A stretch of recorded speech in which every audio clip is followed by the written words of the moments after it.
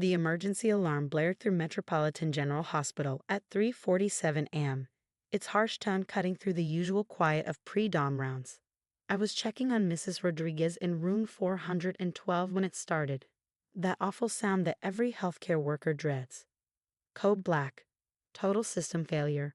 I'm Sarah Chen, on BSN, and after 15 years at MetroGen, I thought I'd seen everything.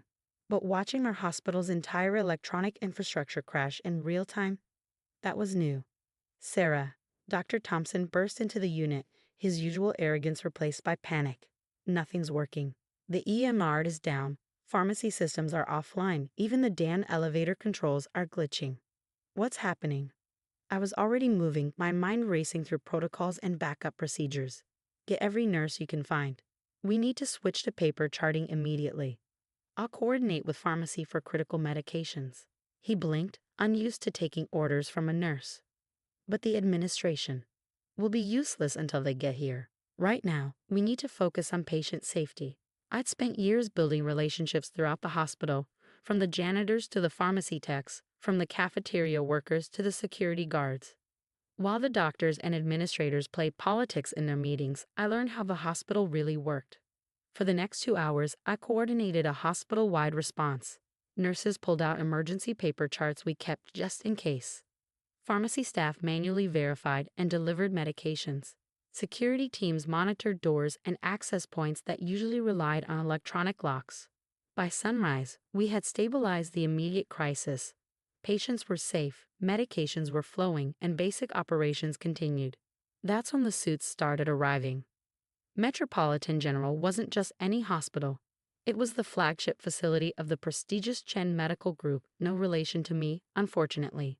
Founded by the legendary Dr. James Chen 50 years ago, it had grown into a healthcare empire spanning 3 states. The current CEO, Marcus Chen Jr., swept into the emergency command center at 7 a.m. sharp, flanked by board members and administrators. I was reviewing handwritten patient reports when they arrived. How did this happen?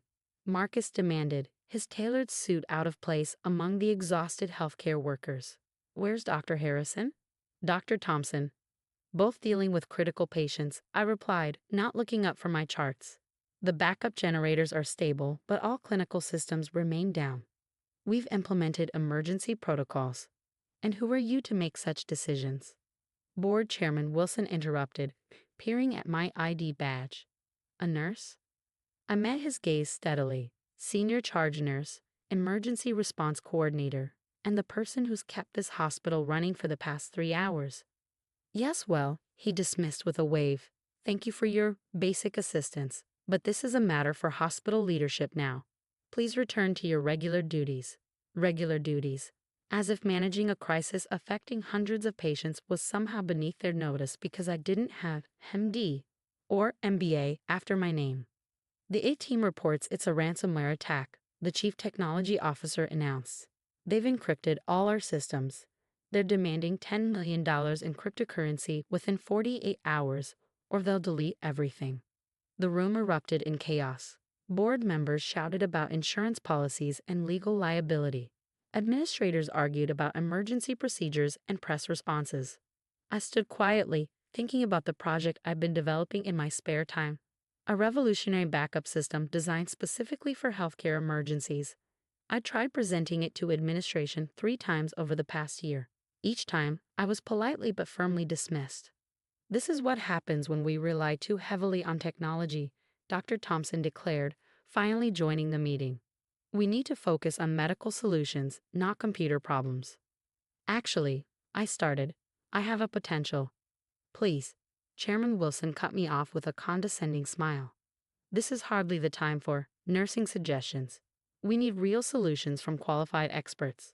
I looked around the room at these qualified experts, administrators who'd never worked a night shift, doctors who couldn't find the backup generators, board members who didn't know the first thing about our actual emergency protocols. Of course, I said quietly, gathering my papers. I'll leave you to it. As I walked out, I heard Marcus Chen Jr. say, "Get me every technology consultant in the city. Money is no object." They had no idea that the solution they needed was walking out the door. No idea that I'd spent the past 3 years developing and testing a comprehensive healthcare backup system, one that could not only restore our current systems but protect against future attacks. No idea that while they were focused on their millions and their reputations, I've been focused on what really mattered: patient safety. I went back to my unit, where the real work continued. Nurses exchanged knowing looks as updates filtered down from the command center. More consultants arrived, each with their own expensive proposals. Hours ticked by with no progress. By evening, the situation was deteriorating. Without access to medical records, medication histories, or imaging systems, patient care was becoming dangerous. The emergency department had to divert critical cases to other hospitals. The press was camping outside, sensing a story about one of the country's most prestigious hospitals brought to its knees. My phone buzzed. A message from Dr. Sarah Zhang, my old roommate from nursing school who now worked at the CDC. Heard about Metrogen, how bad? I gave her a quick update, then added, "Remember that backup system I told you about? The one those idiots rejected? Yeah, would it help? It would solve everything. But they won't listen to just a nurse." Her response came quickly. Then maybe it's time they learned what nurses can really do. She was right. I'd spent my career being underestimated, watching administrators make decisions without understanding the frontline reality of healthcare. Maybe this crisis was an opportunity. I went to my locker and pulled out a worn leather notebook, Dad's last gift before he died. He'd been a maintenance worker at Metrogen for 30 years, teaching me everything about the hospital's infrastructure that you couldn't learn in nursing school. Sometimes, he'd said, you have to let people fail before they'll accept help. Opening the notebook, I reviewed my system's architecture one more time. 3 years of work, countless late nights, every detail meticulously planned. A solution that could save not just Metrogen, but potentially hospitals across the country. They had 36 hours until the ransom deadline. The question was, how long would their arrogance last before they realized they needed help from just a nurse? I sent a message to my small team of trusted colleagues, other nurses, its staff, and technicians who'd helped me develop and test the system in secret. Be ready. When they finally ask for help, we'll have to move fast. Then I settled in for a long night of patient care, knowing that sometimes the best revenge isn't about getting even. It's about being right. By dawn, Metropolitan General was in chaos. The expensive consultants had failed. Each attempted fix only made things worse, and the ransomware's deadline loomed closer with every passing hour. I watched from my unit as another team of suited experts rushed past, their polished shoes clicking against floors they'd never walked during a night shift. Through the window, I could see news vans gathering like vultures. Sarah, Jenny, one of our best ICU nurses, appeared at my side. They're calling an emergency board meeting. All department heads. Let me guess. Nurses aren't invited. She smiled grimly. Actually, they are. They're desperate enough to try anything now. The main conference room was packed when I arrived. Board members sat around the massive oak table, while department heads lined the walls. The tension was thick enough to cut with a scalpel. Marcus Chen Jr. looked like he hadn't slept. Our latest consultants estimate 5 days minimum to rebuild the systems, he announced. The ransom deadline is in 18 hours. What about our backup servers? Someone asked. The CTO shook his head. Compromised. The attack was sophisticated. They got everything. We can't run a hospital this size on paper charts, Dr. Thompson declared. It's not 1950. I waited, watching them spiral into panic and blame. Chairman Wilson was red-faced, shouting about stock prices and reputational damage. Department heads argued about prioritizing their patients. Finally, I cleared my throat. I have a solution. The room fell silent, heads turning. Some looked confused. They'd probably never noticed me at these meetings before. Ms. Chen, Chairman Wilson sighed. Unless you have 10 million in cryptocurrency, I have something better. I interrupted, pulling out my laptop. A comprehensive backup system designed specifically for healthcare emergencies, one that can restore our operations and prevent future attacks. Marcus leaned forward. What are you talking about? I opened my presentation, the same one they'd dismissed 3 times before. For the past 3 years, I've been developing a secure, distributed system that maintains real-time copies of all critical healthcare data. It operates independently from main hospital networks, with multiple redundancies and security protocols. And you're just mentioning this now? Dr. Thompson demanded. Actually, Jenny spoke up from the back. She's tried to present it 3 times. You all said it wasn't worth considering because she's just a nurse. The room grew uncomfortably quiet. How do we know it works? The CTO asked, professional skepticism warring with desperate hope. Because we've been testing it in parallel for 6 months, I replied. Remember that efficiency study you approved without reading? My team has been running shadow systems, proving the concept works. Your team? I gestured to the back of the room, where Jenny and several others stood. Nurses, its staff, technicians. The invisible workforce that kept the hospital running while administrators attended galas. Show me, Marcus said. For the next hour, I walked them through the system's architecture. Every question they asked, I had an answer. Every scenario they proposed, I'd already considered. Years of frontline experience had taught me what healthcare workers really needed in a crisis. This is impressive, the CTO admitted, but implementation would take weeks. 6 hours, I corrected. The infrastructure is already in place. We just need authorization to activate it. Chairman Wilson sputtered. You installed unauthorized systems in our hospital?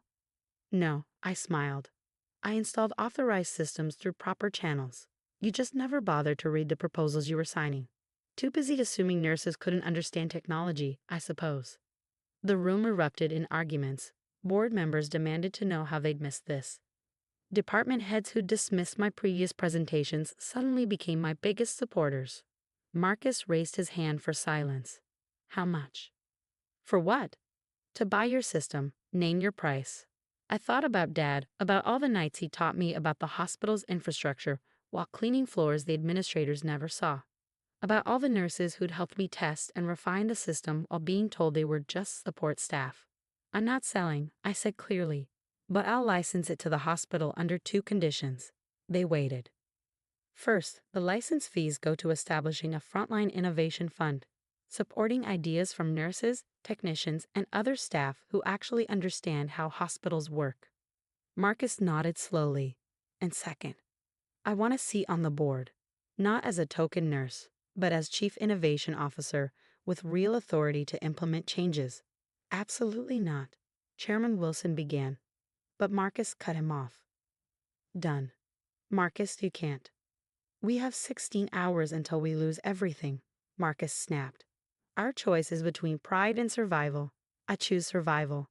The next 6 hours were intense. My team worked seamlessly, implementing protocols we'd rehearsed for months. While the consultants watched in amazement, nurses and technicians executed a hospital-wide system restoration. By midnight, Metropolitan General was back online. Patient records secured. Medical systems operational. The ransomware isolated and neutralized. The press called it a miracle. Prestigious hospital defeats cyber attack. The headlines read. They interviewed Marcus about the hospital's innovative leadership, while Chairman Wilson smiled stiffly beside him. Only those of us who'd worked that crisis knew the truth, that the solution had come from the people they'd underestimated all along. 1 week later, I sat in my first board meeting. No more standing against the wall. No more being dismissed or interrupted. We need to discuss implementing Ms. Chen's system across all our hospitals, Marcus began. Sarah, I corrected. And yes, we do. But first, we need to talk about changing the culture that made it necessary for nurses to develop solutions in secret. Looking around that massive oak table, I saw the shift in their expressions. Respect, finally, from people who'd never bothered to learn my name before the crisis. Chairman Wilson retired 2 months later, citing personal reasons. His replacement? Dr. Sarah Zhang, my old roommate who'd helped me develop the system's initial concept during late-night study sessions. The Frontline Innovation Fund has already approved 12 projects, from improved patient monitoring systems to streamlined medication protocols, all developed by the people who actually do the work. Yesterday, a new nursing graduate asked me how I managed to break through the hospital hierarchy. I didn't break through it, I told her. I proved it was broken to begin with. Dad's old notebook sits on my desk now, next to my board member nameplate. Inside, I've added my own notes, not just about hospital infrastructure, but about the power of being underestimated. Sometimes the best revenge isn't about proving others wrong. It's about proving yourself right and then using that victory to open doors for others. The emergency alarm still blares occasionally. That's the nature of healthcare. But now, when crisis hits, everyone knows that solutions can come from anywhere, even from just a nurse. After all, in healthcare as in life, the real experts aren't always the ones with the fanciest titles. Sometimes they're the ones who've been there all along, quietly keeping the system running while others claim the credit. And sometimes it takes a crisis to make everyone else finally see it.